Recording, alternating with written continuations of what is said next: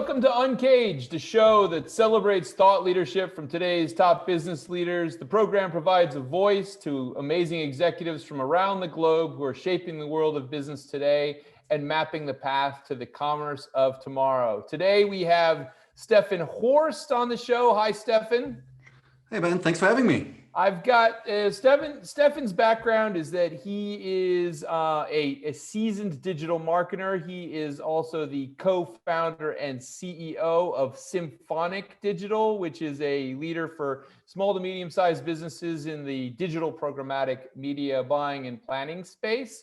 He'll tell you a little bit more, I'm hoping, about the Symphonic story in a second. I've known Steffen for years, so it's really exciting to have him on the show. Steffen, before we get into what's the latest with Symphonic, tell us a little bit about your path and how you've ended up living in Los Angeles. That's a good one.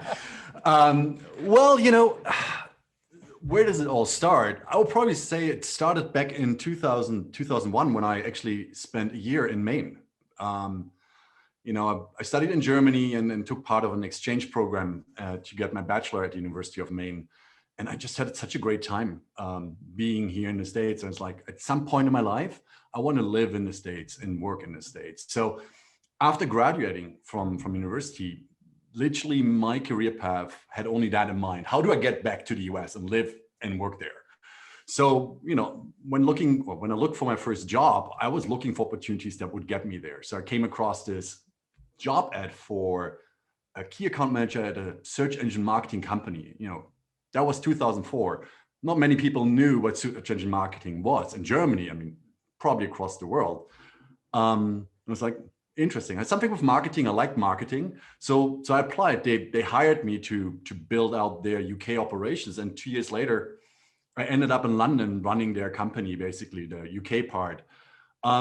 And it was a great ride till Mindshare came along and said, hey, we need someone that can help us build search in EMEA for us. So went over to them, did that there. And network agencies back then weren't really that great from a search perspective. It was an afterthought. I mean, you were in a big agency world back then, and I'm sure you will attest that search was, we have $5,000 left. Let's put it into search. Yeah. So from there, I can tell you some shocking stories of senior executives at agencies.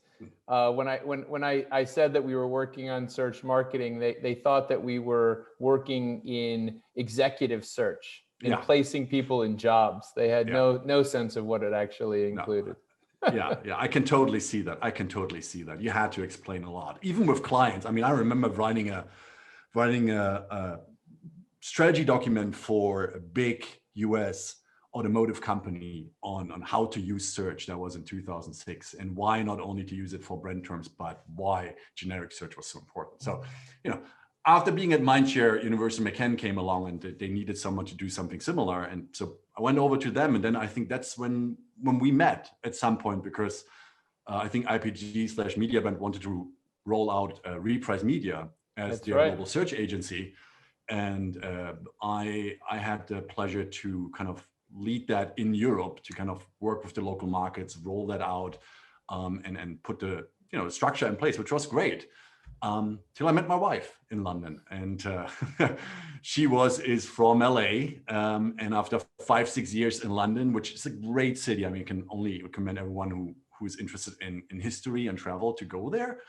But after 5-6 years of miserable summers, gray clouds and rain, we just needed a change, right? Yeah. And luckily, media brands needed someone for the LA office, and so we moved. For her, she moved back. I moved over to the US, what I always wanted to do, and I run the LA office here for 4 of their companies, basically. And that's also where Symphonic Digital started at the end of the day, because at some point I had a client called LifeLog, and they wanted to spend $50,000 on a 2-month campaign, paid search campaign. And at the agency, you go through the motion, you tell the account team about it, they tell you who they want to have working on it. Finance gets that, they put numbers against, and you get it back, and you see how much you need to charge them.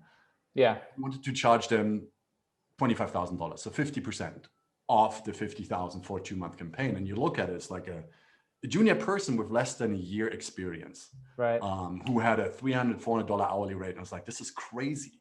You know, yeah, they didn't do the campaign, but at that point it was like, there must be a better way to service small, medium-sized companies, to give them that big agency experience and access, but at a more small agency feel. right. And that's basically, that's when we And so, decided. so that really led into the kind of the Yeah. idea of building a programmatic agency, so to speak, focused around small to medium-sized businesses. And LifeLock's not a small business, right? I mean, this is one of those kind of, I love the misnomer of SMBs.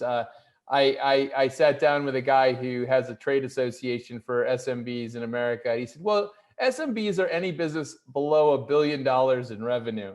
So these are actually pretty, sometimes quite sizable businesses, but yeah. I understand perhaps in the world where you have companies like Apple and reaching the $1 trillion market. So maybe $1 billion seems like small potatoes these days. But sure. Tell me a little bit more about Symphonic, what you guys are doing there, and what are you working on there? Yeah. So, you know, we started off just focusing on where we came from: paid search, paid social, worked with startups, small, medium-sized businesses. Over time, because we have such a strong network within agencies or with people that work at agencies, people came along and said, look, you know, I work at a smaller agency now, and we have a client that came in and then he needs search, programmatic, social support, but we don't have anyone to help us with that, you know. So we over time kind of built the second part out where we provided white label services to bigger, small agencies and medium-sized agencies, because it's quite hard when you just have one client to build a department. I mean, as you know yourself, one person doesn't make a team. Even two people is challenging. Right. You know, one person goes, both go, and then you have nothing left. So we kind of built the company in two directions. One side that was really focused on brands, direct business, and one on agency business. And we looked in particular at what other companies are out there. What do white label companies already do? And what I identified is a lot of them use software systems as it relates to communication. So you have a platform where you fill in your brief, and you need to change some, you fill in the information, but no one talks to you. And a lot of them also use an US operation team, but in India, or let's say offshore execution team, far away outside of your time zone. And that created a lot of problems for the companies that or agencies that we talk to, right? Because you need a change. Well, you got to wait, because India, the Philippines, it's at the middle of the night when there's day here, right? So that was really problematic. So we kind of shaped our service offering to work with that, you know, to really have people here, to set up a company that is different than back then in 2013, most of the agencies that were in the market, you know, everyone here since 2013 works remote. We don't have an office. We hire people that have at least 5 years experience. So I thought that the backdrop for you today was your office. I was very envious. That would be a great place, right? Yeah, I wish that would be my office. so you know, as when we started in the programmatic space, there was a challenge for, I think, small businesses to I would say realize the benefits of it, because of just from a scale perspective, right? There's a real need to be spending it at a higher clip. How has that evolved, and why is this kind of new form of kind of buying and planning important today for your clients? Well, I think with programmatic, it's with so many things. In the beginning, access was really problematic for a lot of small and medium-sized companies. And I also think that at some point, there were a lot of companies that wanted to do programmatic because it was a new shiny thing, but they were having $5,000 here, $10,000 there. And I don't think it makes sense at such a budget level to go and use, for example, a Trade Desk or any other DSP out there, because, you know, you have separate data costs, you have software costs, so you have to pay for the platform, etc. Now, these days, I think the playing field is a little bit different. You have a lot of trading desks out there that basically give you much easier access to programmatic inventory. So you don't have to have a contract with a trade desk where you have to have at least a $50,000, $100,000 minimum a month to get access and use the platform. The trading desks allow you to go in. I would still say before you start spending, when your budget is below 10, 20,000, go to Google. They have the data, right? You don't have to pay extra for software. You don't have to pay extra for data.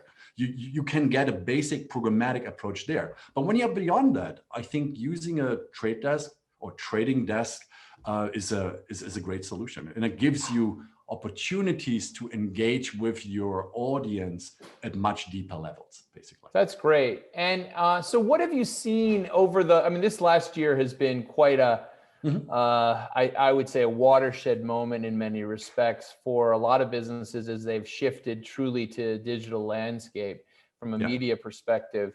What have you seen, and what have been some of your interesting insights that you've seen this year? In general? Yeah, for clients and what you've learned from as a digital agency owner. Yeah. Look, I think every agency struggled through Q2, Q3 last year. I think we all were quite worried about where is that going, right? We had a great start of 2020 and it was like, great, we're going to hit our sales goals. And then come Q2, the clients we won all of a sudden started to disappear, And I think it took those 2 quarters for companies to realize, we cannot just stop, right? Life must go on, It's different, but we need to find a way to engage with people that are now quarantined at their home, or they can't go out, they can't go into, shops to buy the products.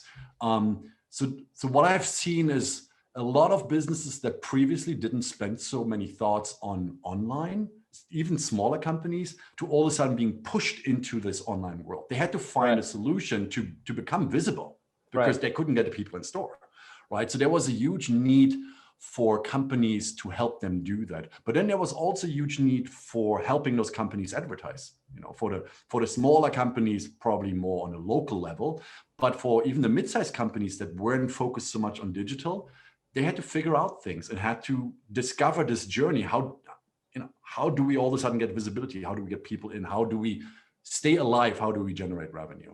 Yeah. And I think for us as a company, what that led to is much more consultation. You and I know that the big agency world has talked for a number of years. How are we fending off the likes of big consultancy groups, right? As they're going into digital marketing, and they're coming more from a consultant approach, not from an only media buying approach. And I think for us as a more small, medium-sized agency, or agency that focuses on these kind of clients, adding the consulting approach to what we do has added value to our customers. Because, one thing that I talk a lot about these days is I hear so many people talk about lead generation. And it's great, but let's be realistic. A lead is just an intermediate goal, right? You could have 100 leads that convert at 1% and you get one sale out of it. If you have 50 leads that convert at 4%, you get 2 sales, right? So I would rather have 50 and have a higher CPL than anything else. But where the consultation comes into the picture here is the sales part, that a lot of companies don't have figured out their sales part. So they have the marketing funnel done, but the sales funnel is not optimized. So our optimization part and approach goes into the sales part and say, look, let's have a look at how are you set up? Are you properly identifying marketing qualified, sales qualified, opportunities, etc.? And then are you measuring between all those points? And if not, where can we start help you optimize things? Yeah, so it's a really interesting question. I see that sometimes with our own business where clients are very obsessed with leads. I have to admit, I'm pretty obsessed with leads as a company owner. Mostly because I've done the attribution modeling so that we understand, and I guess the modeling where we know that X% of leads generate a certain number of closes, right? Mm-hmm. And so our X number of leads generate a certain number of closes, and that that I think can happen when you have a data sample that's large enough and that you can kind of think along those lines. But you're absolutely right. There are many disconnects that marketers don't get to kind of weigh in on. And so it's a really valuable service that you guys are offering. So Steffen, I mean, this has been a challenging year for everybody. It sounds like you guys have had your ups and downs. What's bringing you the most joy these days? Well, I think the biggest joy at the moment is to see how we're growing. You know, I mean, we're a small company, but to be honest, we started off with 4 full-time people. We have probably 10, 15 contractors that we pull in at any point. But since the beginning of the year, we already hired 2 people. We have 2 more open racks. So come March, we doubled our size within 2 months, right? We've seen a lot of incoming requests for the services that we provide on that, what I just talked about, that B2B side, where we help company sorting out their sales problems and converting more leads or getting even better leads at the end of the day. And then on the other side, helping agencies who I think also had a little bit of a reawakening during the pandemic, right? Especially the ones that had smaller teams. Clients go away all of a sudden, as I said, you know, their programmatic search team, social team was gone, and they had to look for other solutions. And then the question becomes, am I going to build out a team again where I have 1 person, or am I going to look for a partner that can slot in and can help? So figuring and fine-tuning our services for those 2 areas which we've decided to focus on is really interesting, because it kind of constantly means to take on the feedback that we're getting from clients or from conversations with prospects, and then looking at if the solution is properly set up to help as many people as possible, right?